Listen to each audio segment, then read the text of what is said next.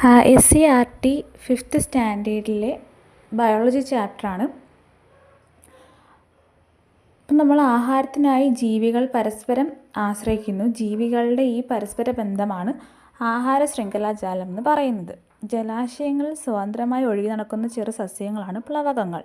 സമുദ്രം എന്ന ആവാസ വ്യവസ്ഥയിലെ ഉൽപ്പാദകരാണ് ഈ പ്ലവകങ്ങൾ.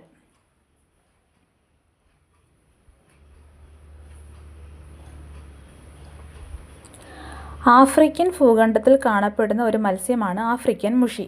ഇവ വളരെ പെട്ടെന്ന് വളർന്നു പെരുകുന്നു. കേരളത്തിലെ ചില ജലാശയങ്ങളിൽ അധിനിവേശ മത്സ്യമായി ഇവ കാണപ്പെടുന്നു. ജലാശയങ്ങളിലെ നാടൻ മത്സ്യങ്ങളെയാണ് ആഫ്രിക്കൻ മുഷി ആഹാരമാക്കുന്നത്. ഇവയെ ആഹാരമാക്കുന്ന ജീവികൾ നമ്മുടെ ജലാശയങ്ങളിൽ കാണപ്പെടുന്നില്ല.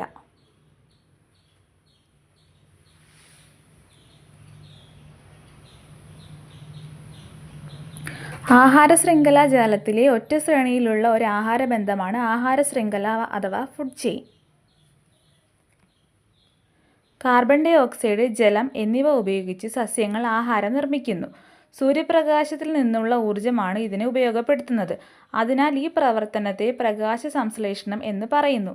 ഇലകളിലെ ഹരിതകം എന്ന വർണ്ണകമാണ് സസ്യങ്ങളെ ആഹാര നിർമ്മാണത്തിന് സഹായിക്കുന്നത്. ഈ പ്രവർത്തനത്തിൻ്റെ ഫലമായി ഓക്സിജനും ഉണ്ടാകുന്നുണ്ട്.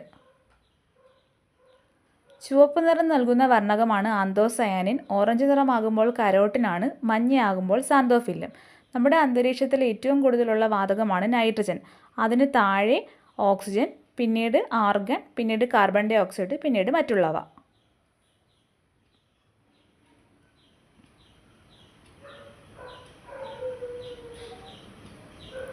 സസ്യങ്ങളിലും ശ്വസനം നടക്കുന്നുണ്ട്.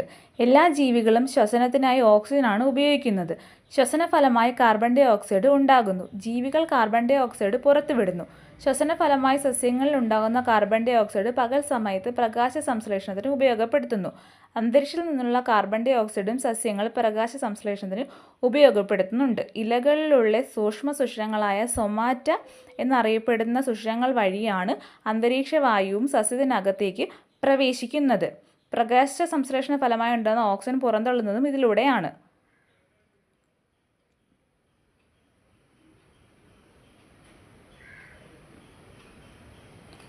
ചെറിയ വേരുകൾ മരവാഴയെ മരത്തിൽ പറ്റിപ്പിടിച്ച് വളരാൻ സഹായിക്കുന്നു. കട്ടി കൂടിയ വേരുകൾ അന്തരീക്ഷത്തിൽ നിന്ന് ഈർപ്പം വലിച്ചെടുക്കുകയാണ് ചെയ്യുന്നത്. വാസസ്ഥലത്തിനായി മാത്രമാണ് ഇവ ആതിഥേയ സസ്യങ്ങളെ ആശ്രയിക്കുന്നത്. ഇത്തരം സസ്യങ്ങളെ എപ്പിഫൈറ്റുകൾ എന്ന് പറയുന്നു. ഓർക്കിഡുകൾ ഇതിനൊരു ഉദാഹരണമാണ്.